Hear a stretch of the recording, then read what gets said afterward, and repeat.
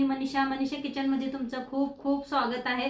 चला आज एक मस्त अशी रेसिपी बघूया। सकाळ सकाळच्या घाई गडबडीत मुलांना शाळेच्या डब्यासाठी काय बनवायचं काय कळत नाही, तर ही मसूरची डाळची कांदा डाळची रेसिपी तुम्ही एकदा नक्की ट्राय करून बघा। रेसिपी सुरू करूया। तर त्यासाठी घेतलेली आहे मसूरची डाळ।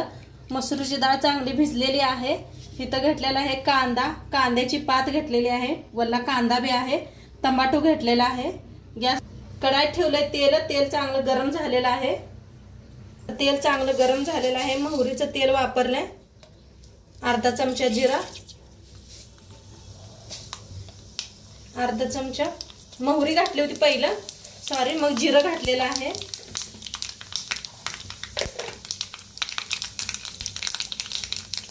कांदा,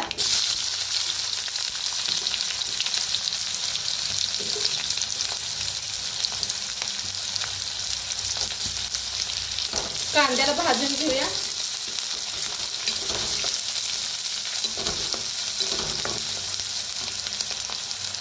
कांदा चांगला भाजलेला आहे, त्याच्यातच टाकूया कांद्याची पात आणि कांदा वल्ला। पहिला वाळला कांदा घेतला होता कापून, कांद्याच्या पातीला बी चांगलं भाजून घेऊया।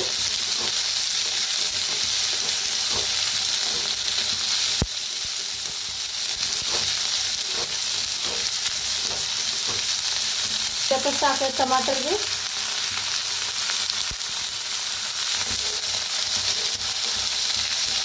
छान भाजून घ्यायचं कांद्याला।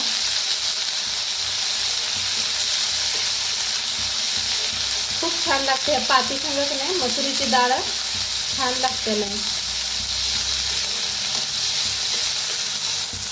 आता छान भाजलेला आहे, त्याच्यात टाकूया अर्धा चमचा हळद,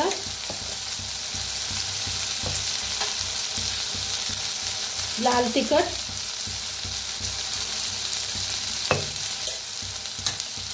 आता मिक्स करून भाजूया।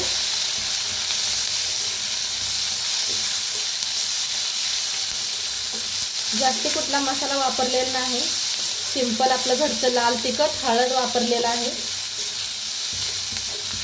एकदा सिंपल अशी करून बघा, एकदा माझ्या पद्धतीनं।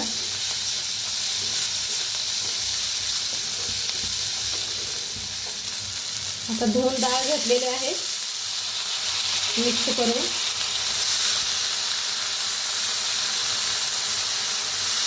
आता थोडंसं पाणी ओतायचं, म्हणजे डाळ शिजली जाते लगेच। चवीप्रमाणे मीठ टाकूया, मिक्स करूया डाळीला।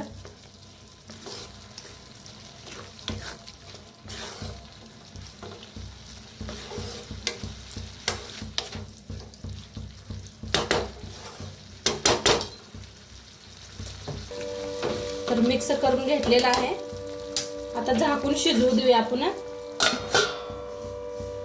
तर बघूया शिजल्या का भाजी। मस्त झालेली आहे बघा, पाणी थोडस हाय अजून, एकदम मिक्स करून घेऊया। जरा एकदा चेक बी करत राहावा, म्हणजे करपू शकते ना, स्टीलच्या भांड्यात तुम्ही बनवत असला तेलच्या कढईमध्ये, तर थोडंसं पाणी आणि थोडंसं शिजवून घेऊया आपण। बिन झाकताच का नाही थोडंसं शिजवून घेऊया, म्हणजे थोडंसं वर पाणी ते आटून जातं या।